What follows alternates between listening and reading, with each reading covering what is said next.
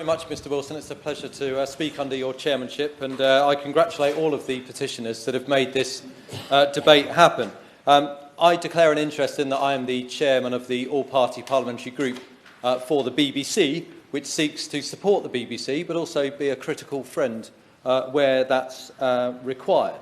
I was going to speak about the real positives that the BBC delivers, but I think my right honourable friend, the member for Wantage, has done just that. He reminds me of the quote from Lord Patton, who said that no one would invent the BBC today, but thank God our predecessors did.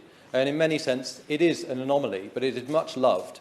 And in an era, as my honourable friend made clear, in an area where we have much to be concerned about in terms of bias, in terms of influence, in terms of commercialisation, in terms of exposure, perhaps to younger members of our audience. I think it's fantastic that the BBC still stands for independence, impartiality, entertainment, excellence and education. And I think that we would lose that at our peril.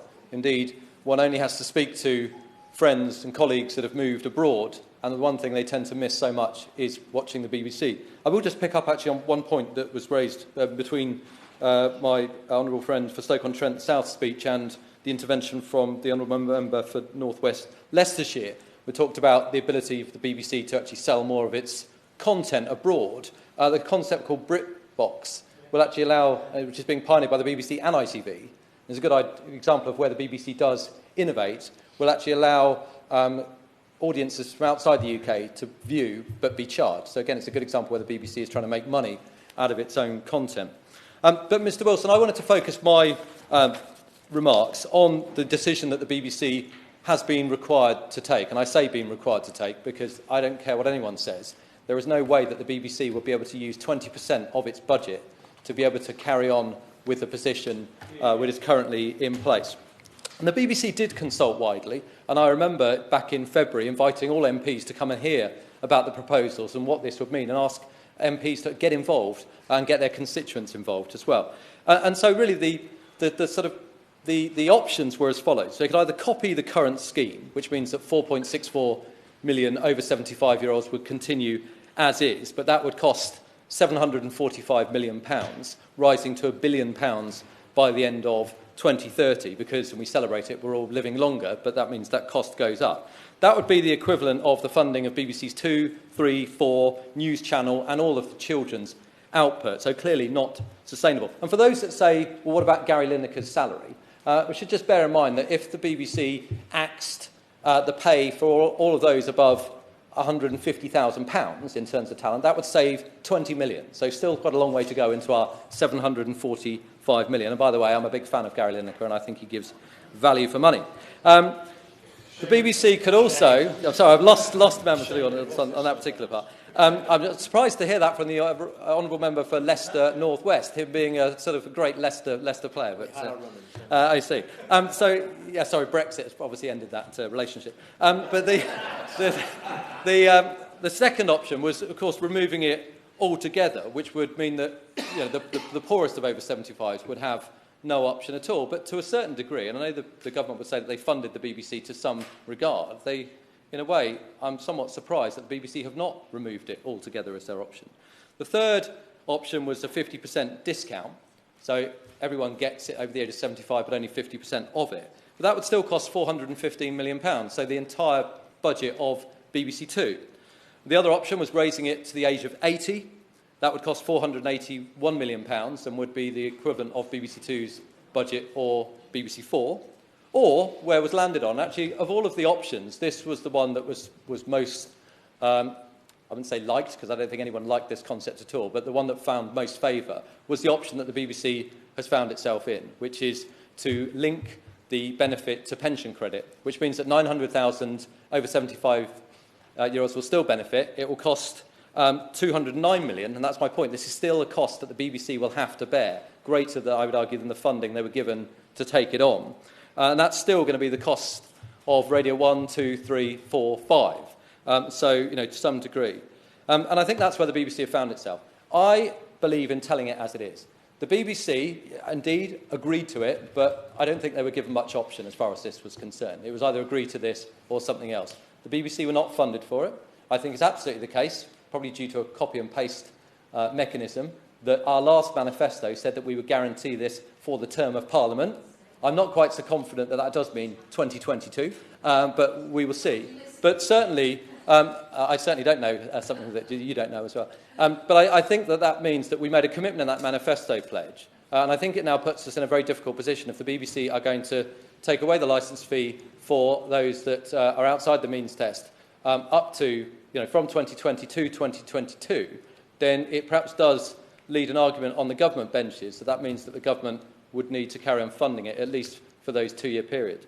However, I will take issue, again, like my right honourable friend, I will now lose part of the room or perhaps all of it.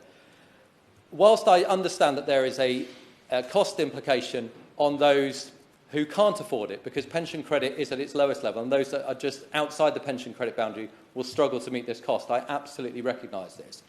I have a fundamental problem, and I'm surprised that members opposite don't have the same fundamental problem, that if someone is a multi-millionaire and happens to be over the age of 75, they receive a free universal benefit. When somebody who is in their early 20s, renting, can't afford to buy a property of their own, is effectively subsidising that. Because, and I will give way in a second, I believe that there is a cost to everything, and there are choices. We spend £800 billion each year for our public services out of government spending. So that means that if we are spending it on people who can already afford it, then that means that somebody else has ultimately got to pay for it, or somebody is not going to receive that same benefit. I, of course, give way. Thank you for giving way, and he's made some very interesting points. And there was a language that was used before by the previous speaker, which was, you used the term public good.